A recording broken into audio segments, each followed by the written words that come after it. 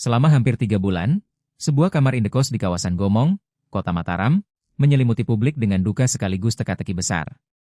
Nadia Dwi Ramadhani, seorang mahasiswi Universitas Mataram asal Sumbawa Barat, ditemukan tewas mengenaskan di kamar kosnya pada Minggu, 17 Mei 2026. Siapa pelakunya? Mengapa butuh waktu berbulan-bulan hingga misteri ini terungkap? Ini dia kisah selengkapnya. Kematian Nadia langsung menjadi sorotan publik. Lambatnya penangkapan pelaku sempat menimbulkan spekulasi dan kekhawatiran masyarakat.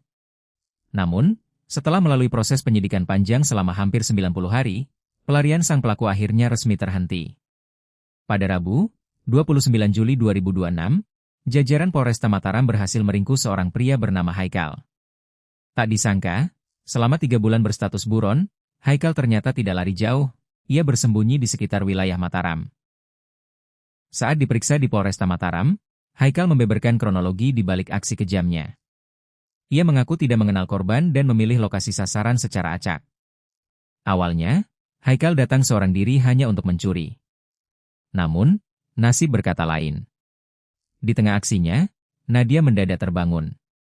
Panik karena kepergok, Haikal gelap mata dan menyerang korban hingga tewas. Refleks saja, aku Haikal singkat saat ditanya alasannya menganiaya korban. Ia juga membantah telah melakukan aksi pelecehan seksual terhadap Nadia. Usai menghabisi nyawa korban, Haikal menggasak 2 unit handphone dan sepeda motor milik Nadia. Uniknya, 2 ponsel tersebut tidak ia jual, melainkan dibuang di daerah Kuripan, Kabupaten Lombok Barat, yang sayangnya gagal ditemukan saat pencarian ulang. Sementara itu, sepeda motor korban malah ia pakai sendiri untuk mobilitas harian. Kasat Reskrim Polresta Mataram, AKP Dharma Yulia Putra, mengonfirmasi motor korban telah disita, namun kondisinya sudah dipreteli oleh pelaku untuk mengelabui petugas. Di sisi lain, Haikal diketahui berencana pergi bekerja ke Malaysia, meski ia membantah niat itu sebagai upaya melarikan diri.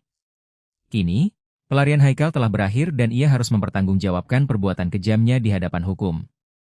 Keadilan untuk Nadia Dwi Ramadhani akhirnya mulai menemui titik terang. Terima kasih telah menyaksikan.